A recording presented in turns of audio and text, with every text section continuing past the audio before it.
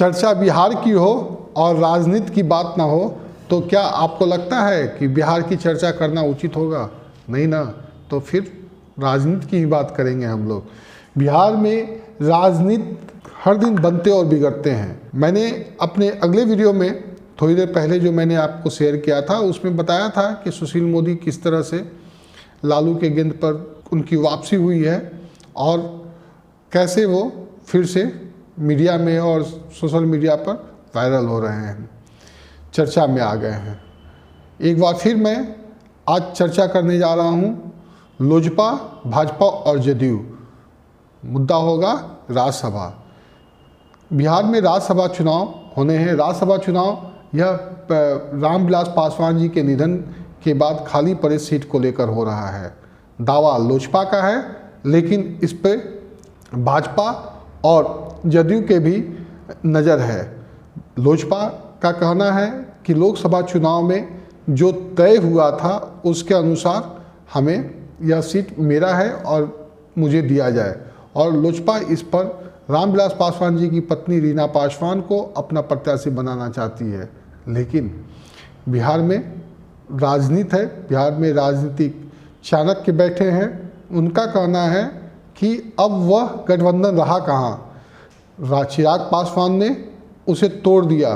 बिहार में तो माने कम से कम कहा जा सकता है, और चिराग पासवान के जख्म से बुरी तरह से जख्मी हुआ जदयू कराहते हुए कह रहा है कि भाई अब रामविलास पासवान जी तक हमारे लोजपा से संबंध थे, अब लोजपा से हमारे कोई संबंध नहीं है, इसलिए मैं लोजपा के प्रत्याशी को अपना समर्थन नहीं दूंगा।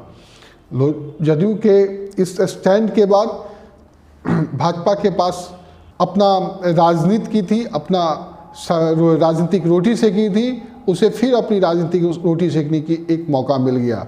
वो लोजपा को भी खुश कर रही है और इधर जदयू को भी।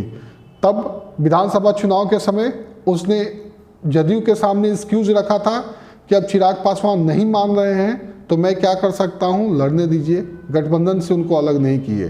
अब जदयू के ये लोजपा के सामने वो अपना तर्क रख रहे हैं कि भाई मैं क्या कर सकता हूं, जदयू आपके नाम पर तैयार नहीं है। तब जाएगा कौन उस सीट पर? भाजपा ने इस पे दो नामों पर गंभीरता से चर्चा करना शुरू कर दिया है।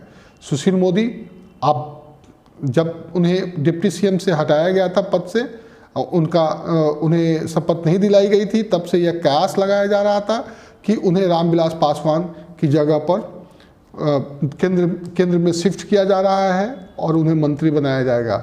एक नाम वह है। दूसरा, वेटिंग लिस्ट में बहुत दिनों से चल रहे शाहनवाज हुसैन का भी नाम आया है। वैसे अक्सर इनका नाम विधान परिषद और राज्यसभा के खाली सीटों में आता है, लेकिन बेचारे को सीट नहीं मिल पाता था। खैर, इस बार उन्हें राज्यसभा जाने का शायद मौसर मिले। भाजपा इन दोनों नामों पर गंभीरता से चर्चा कर रही है। वैसे भाजपा अपने मार्गदर्शक मंडल भी बनाने का बिहार में एक प्लान बनाया है। उसके अनुसार जो सीनियर नेता हैं उनको वहाँ पर भेजने की तैयारी कर रही है।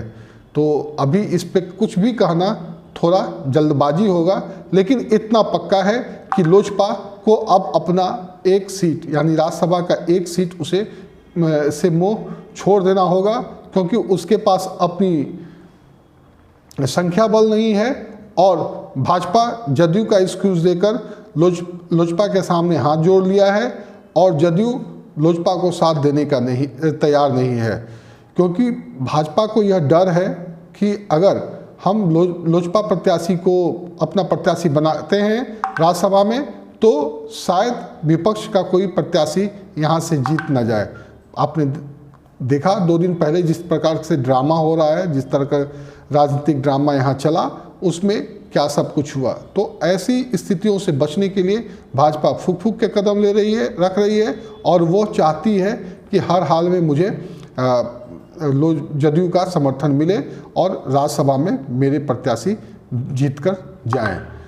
तो ऐसी ही खबरों के लिए हमारे साथ जुड़िए और चैनल को लाइक, सब्सक्राइब और शेयर करना नहीं भूलें। मैं एक बार फिर आपसे आग्रह कर रहा हूं कि आपके पास ज़्यादा जानकारी है, आप मुझे शेयर करें। मैं उन घटनाओं को अपने स्तर से जांच पड़ताल के उसे चलाने का प्रयास करूंगा। राजनीति मेरा नया पेज है जो कि गुड मॉर्निंग न्यूज़ का ही है, तो अब राजनीति से जुड़ी खबरों के लिए आप मेरे राजनीति पेज को लाइक करें, शेयर करें और सब्सक्राइब करें, ताकि आपको राजनीति से जुड़ी हुई खबरें सबसे पहले आप तक मिल सके। नमस्कार।